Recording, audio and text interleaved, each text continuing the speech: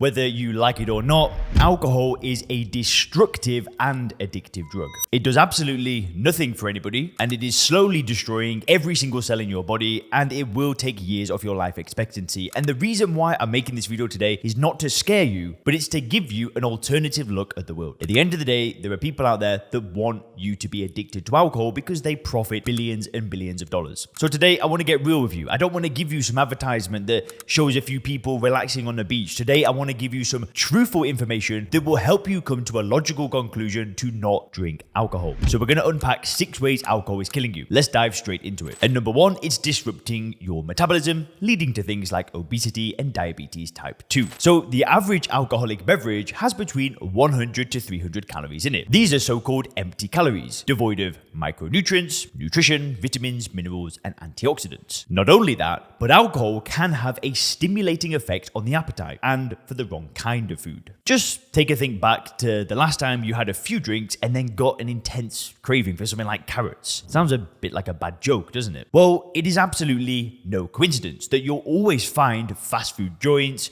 pizzerias, and all other kinds of junk food venues next to bars and nightclubs. And again, it's no surprise that heavy drinking is linked to weight gain and obesity. However, it is much more than just weight gain. Sustained alcohol consumption literally disrupts your entire metabolism and raises the risk of developing so-called metabolic syndrome. Metabolic syndrome is often found in overweight people and those with a largely sedentary lifestyle. And it has the following core components: a large waistline, abdominal obesity, high blood pressure, elevated blood sugar levels, low HDL cholesterol, which is the so-called good cholesterol, and high blood triglycerides, which are a type of fat found in the blood. These are necessary to our body's normal functioning, but high levels indicate a problem. So people with metabolic syndrome are at increased risk of developing type 2 diabetes, stroke, and heart disease. We'll come back to the heart a little bit later on. And ladies and gentlemen, just before we get into the second way alcohol is killing you, you can get access to a brand new video training showing you the root cause of 99% of drinking problems. It's all about something called the dark conditioning, and in that video, I'm going to be showing you how to get immediate, permanent control of your drinking using my new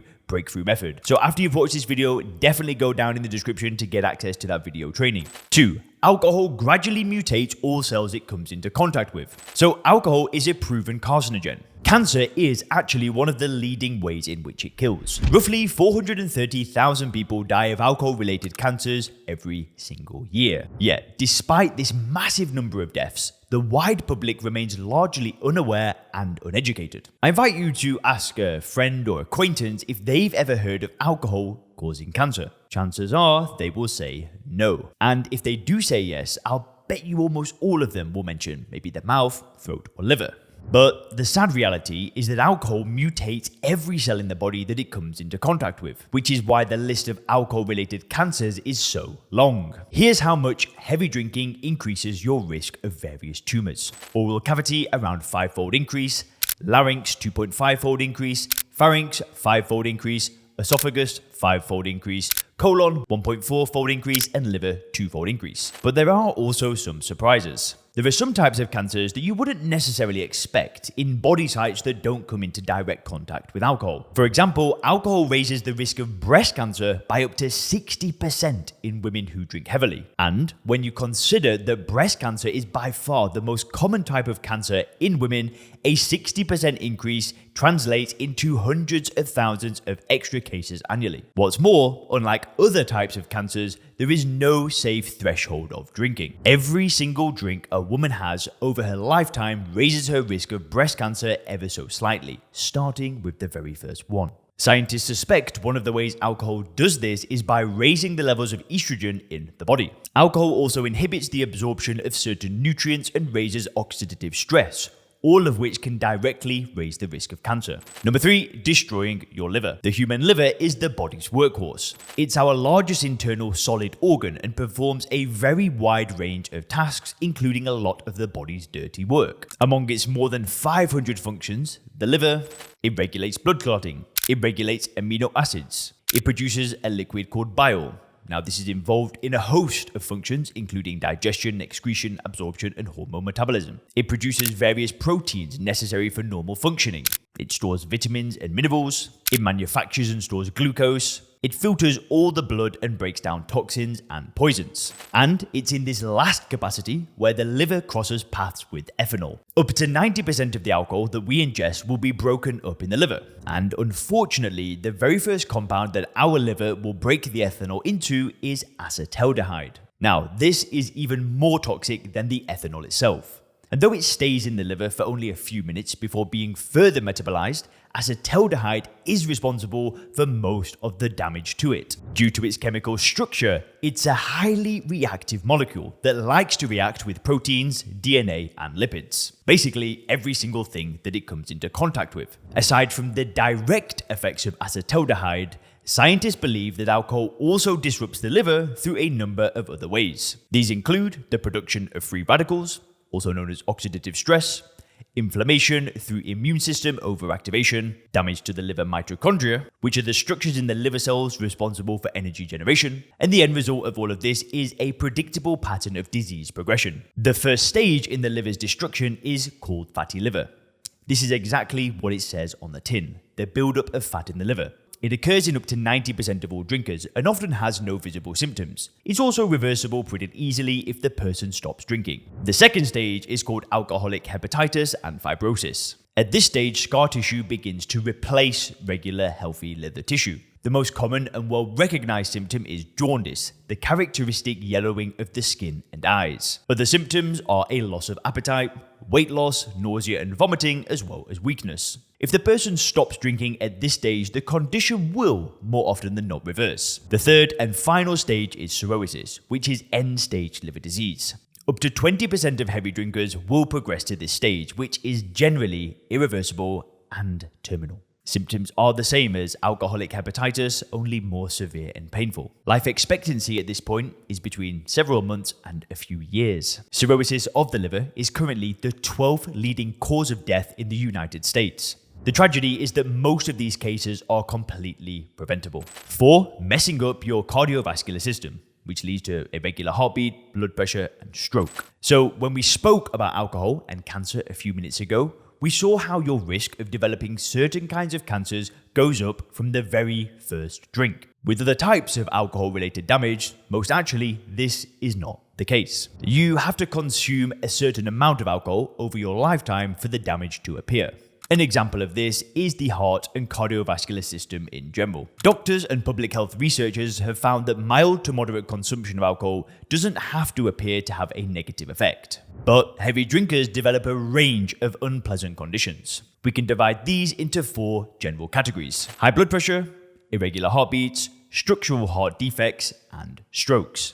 So let's start with blood pressure. After a few drinks, your cardiovascular system responds in 2 ways. Firstly, it increases your heart rate, and secondly, it raises your blood pressure. The rise in blood pressure is actually delayed. For the first few hours, your blood pressure might actually go down slightly, but it will then rise. Both of these effects, the increased heart rate and elevated blood pressure, go away as your body metabolizes the alcohol. But for those who have been drinking heavily over a long period of time, their body reaches a point where it can no longer lower the blood pressure. The result is that it stays permanently elevated. And though it has no symptoms of its own, high blood pressure is potentially very dangerous. It increases the risk of developing all sorts of complications, including stroke, heart failure, damage to the kidneys, eyes, cognitive impairments, you name it. Now, the good news is that it's relatively easy to reverse. The only thing you have to do is stop drinking alcohol. If you do that, and without any other intervention whatsoever, you can expect your systolic blood pressure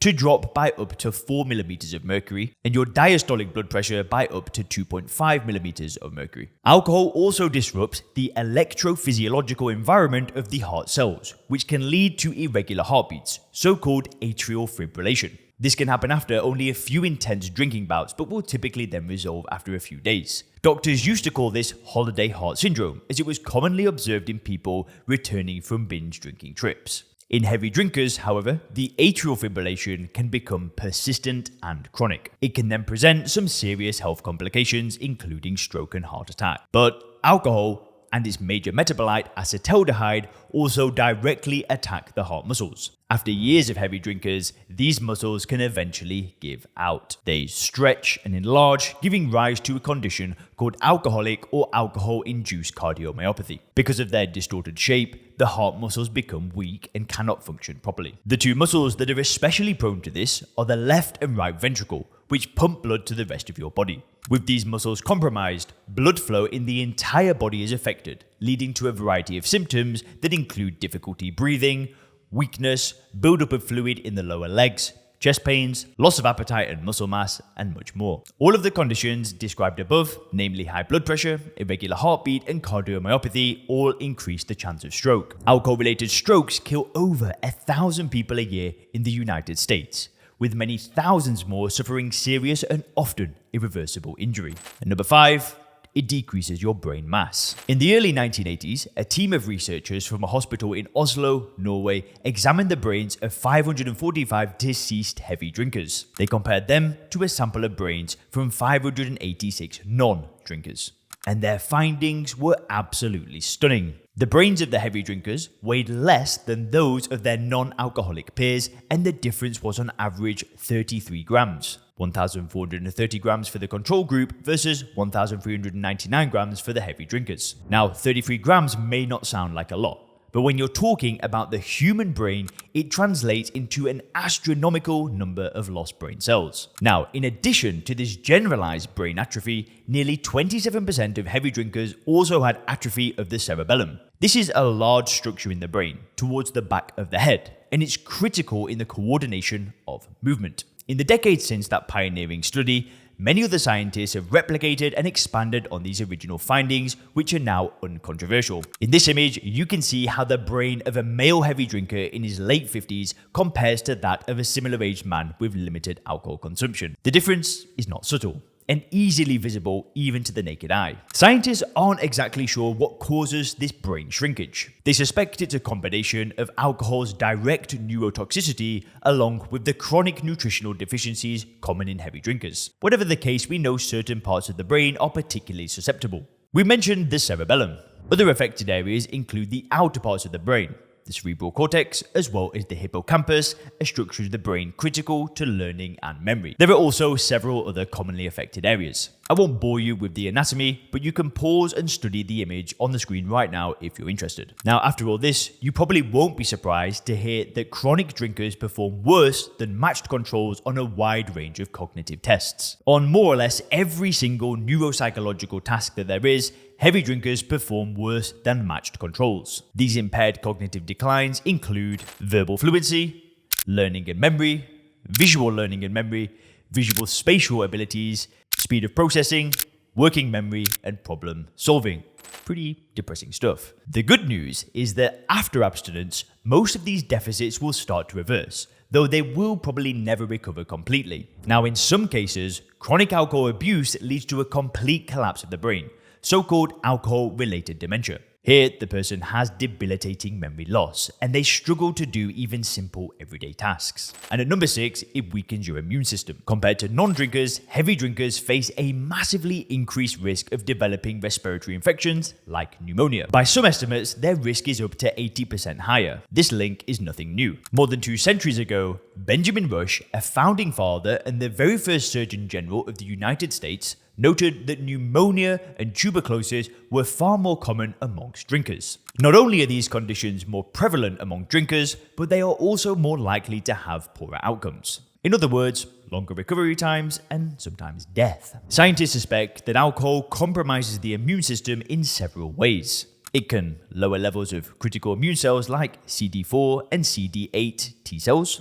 It disrupts saliva production, and saliva forms an important first line of defense against certain pathogens. And this disruption leads to colonization with harmful bacteria in the mouth and pharynx. It lowers levels of important antioxidants in the lungs, and it upsets the gut microbiome and disrupts the intestinal barrier, triggering inflammation and autoimmunity. And finally, it can cause malnutrition through decreased nutrient absorption. Heavy drinkers are typically deficient in certain vitamins and minerals that are crucial to healthy immune system functioning, such as zinc. According to the best estimates, close to 250,000 people die annually from alcohol-related tuberculosis. Another 100,000 people perish from alcohol-related lower respiratory, and another 100,000 people perish from alcohol-related lower respiratory infections like pneumonia. And click the video on the screen now to learn 8 surprising benefits of not drinking alcohol. And then we'll put the 8 surprising benefits of 2023 club.